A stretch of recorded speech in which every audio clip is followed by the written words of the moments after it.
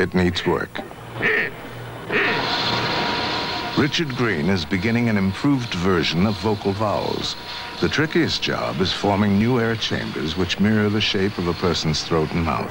Well, this represents the mouth end of the vocal tract, and for O, the lips and the front of the mouth are closer together than they are for aw. So it's more constricted down here than this one is.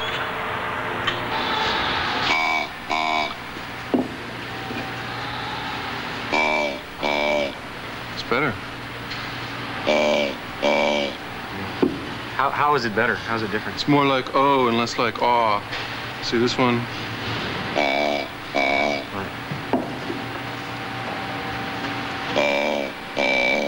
The first thing you ever see about an exhibit here is a full-scale prototype where the phenomenon is really out there in its full glory.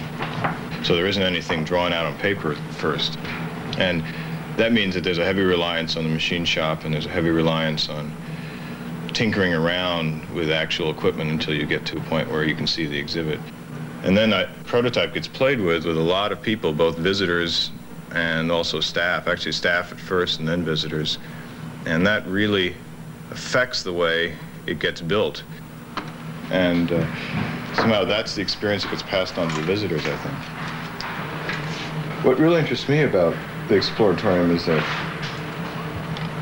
everyone is so interested in everything and how things work. And this incredible curiosity. And that's sort of how the exhibits get developed. And rather than sort of thinking, well, I'm going to teach something I already know, the best exhibits come when you start trying to teach something you don't already know. And I always knew that there's a Curie point in iron, and that when the iron got hot enough, the magnetism went away. But I've never seen it. I've never done an experiment with it. And it was really amazing to see it happen, and to see the thing hang on to the bitter end until it got really red hot, till it got to the Curie point, and then finally just flip off. And just had never seen that before, and seeing it somehow helps one figure out how to do the exhibit.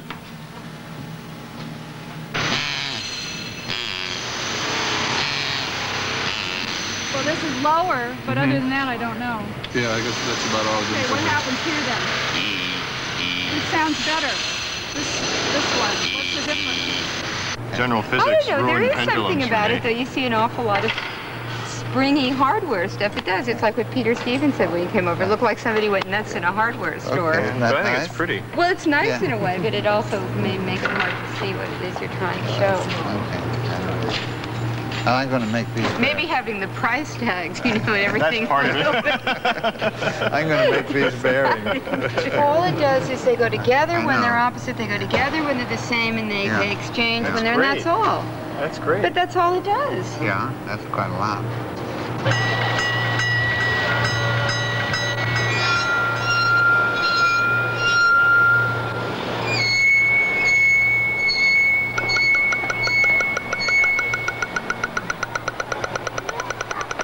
You set out all these wonderful props with some system to them, some structure, like a piece of music.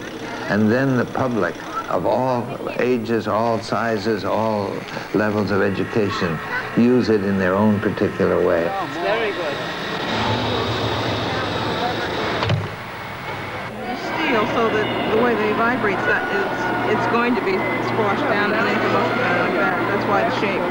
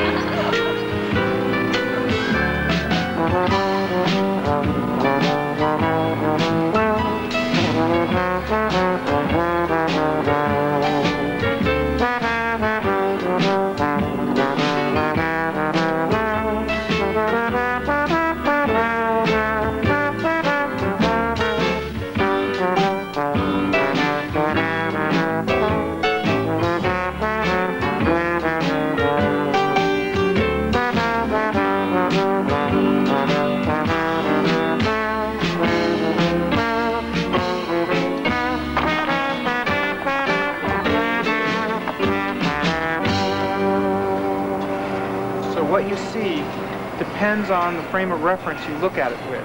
And what happens is your eye wants the simplest explanation. It wants the simplest frame of reference. So what you do is you... All sorts of students and teachers use the Exploratorium on a regular basis, like Mark St. John, who brings his undergraduate physics class. Every exhibit here is like a demonstration exhibit in a college classroom honed to perfection.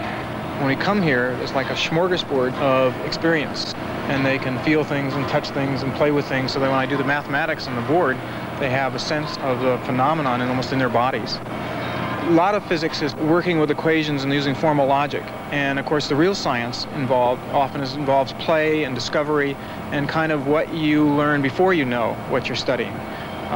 It's that kind of sense of really making it up for yourself, and that's the part of physics we almost never teach, which real physicists do all the time. I'm not sure I save any energy carting all this stuff around, but... So today? Yeah.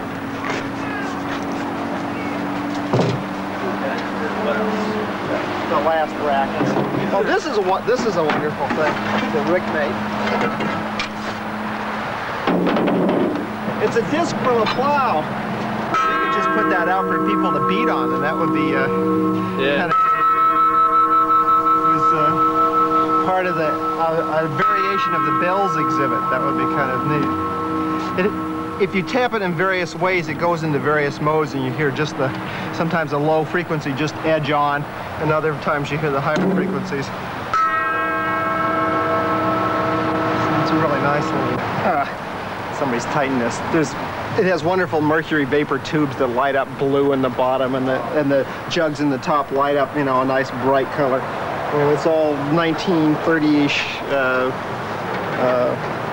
design, and I think it should be out as an exhibit, and maybe it will be when the electricity exhibits go. But it was at a junk shop for 15 bucks, and I figured, well, you don't get those things every day. If it ever gets used, it gets used. It's beautiful. Look at that, and it doesn't. A little bit to tip. Yeah. What's interesting is... Oh, you just touch it. You're not pulling it over. No. These are the magnets I think are going to use for the exhibit, because it's really powerful. They're old radar magnets. To keep its doors open, the museum needs 100 employees, a machine shop, art department, biology lab, a great deal of ingenuity, and $2 million a year. But what it needs most right now is a 10-amp switch. No, that's... Here they are. Should be a big one. We had a big one in here somewhere. What I want to do is switch about 10 amps. Okay. That's a marginal socket. That's 11 pins. We don't have those. They're very expensive. All right. Like all public institutions, the Exploratorium is scrambling for funds.